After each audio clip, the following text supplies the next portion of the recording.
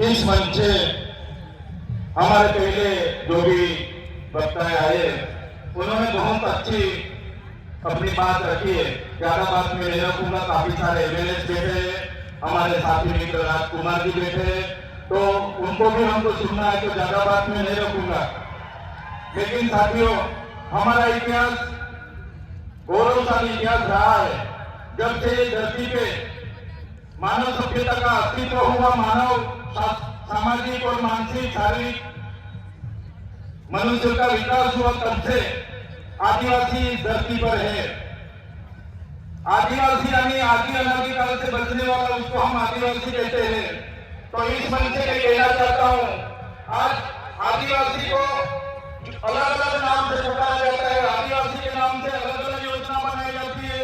आदिवासी की अस्मिता मिटाने के लिए आपने देखा होगा, आदिवासी को आज शेड्यूल ट्राइब, जनजाति, वनवासी, वन बंधु के नाम से भी आज बुलाया जाता है। तो इस मंच से सभी मेरे साथियों को निवेदन करता हूं, तो आदिवासी को बचाने के लिए हम कोई वन बंधु नहीं है, हम कोई वनवासी नहीं है, हम आदिवासी है, आदिवासी ही हम रहेंगे। साथियों, आदिवासी का इतिहास डॉक्टर जीतू भाई ने बताया कि 23,000 साल से आदिवासी रह रहा है। आदिवासी का स्वभाव सरल था, संवेदनशील थे। आदिवासी प्राकृतिक पूजक थे, प्राकृतिक मूल्यों को जतन करते थे, सामूहिक भावना साथ में रखते थे, सरकारी भावना रहती थी। और हमारी संस्कृति, हमारी परंपरा, हमारी विधि, जो भी हमारी मरण विधि है, लग्न विधि है, हमारी जन्म की विधि है, सभी हमारे आदिवासी की अलग है।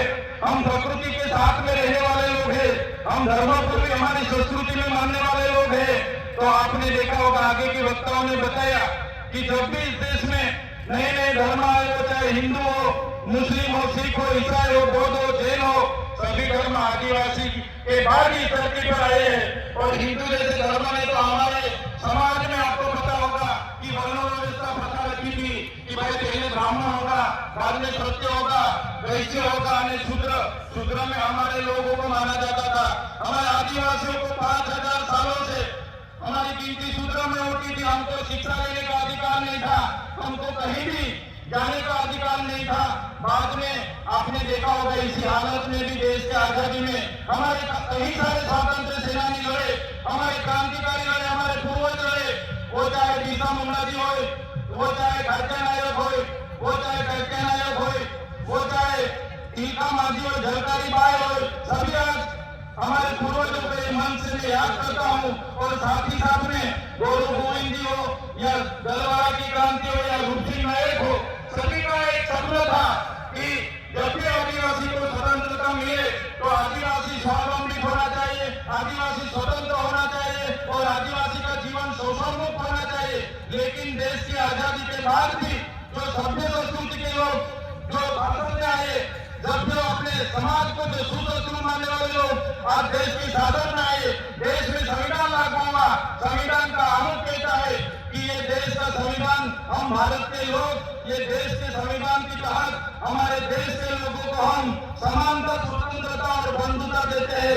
लेकिन आज भी आदिवासी को समानता नहीं मिली, आज भी आदिवासी को स्वतंत्रता नहीं मिली, आज भी आदिवासी को दूसरी कास्ट में बंधुता नहीं मिली। इसलिए हम कहना चाहते हैं, हम कई सारे कार्यक्रम करते हैं और कई सारे मंच पर भी हमारी व्यक्तिगत बात हम रखते आ रहे हैं। आज भी हम इस मंच से रखेंगे। जब तक आदिवासी को स्वायत्त राज नहीं मिलेगा, आदिवासी का अपना स्वतंत्र राज नहीं होगा, तब तक ये सरकारों में आदिवासियों का विकास होने वाला नहीं है। हमको तीनों और चारों राज्यों, वो चाहे मध्य प्रदेश हो, महाराष्ट्र हो, गुजरात हो, राजस्थान हो, सभी नेतागण यहाँ बैठे, सभी बुद्धिजीवी लोग यहाँ बैठे, कर्मचारी यहाँ बैठे। मैं मेरी व्यक्तिगत तौर पर से एक बात रखना चाहता हूँ, हमको आने वाले दिनों में हमारा जो भील प्रदेश था उसको लेने के लिए हमें आवाज उठाना पड़ेगा। हमको भील प्रदेश मांगना पड़ेगा सरकार से।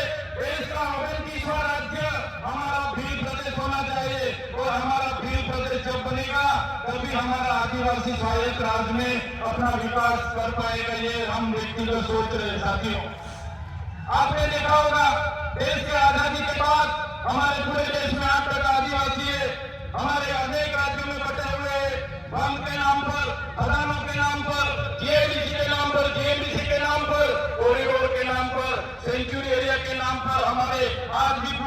में 1,80,00,000 से भी ज्यादा आदिवासी अपने गांव, अपने समाज, अपने संस्कृति, अपनी प्रकृति के साथ छीन भिन हो गए, आज बेघर हो गए, बेवतन हो गए, आज बेबस हो गए।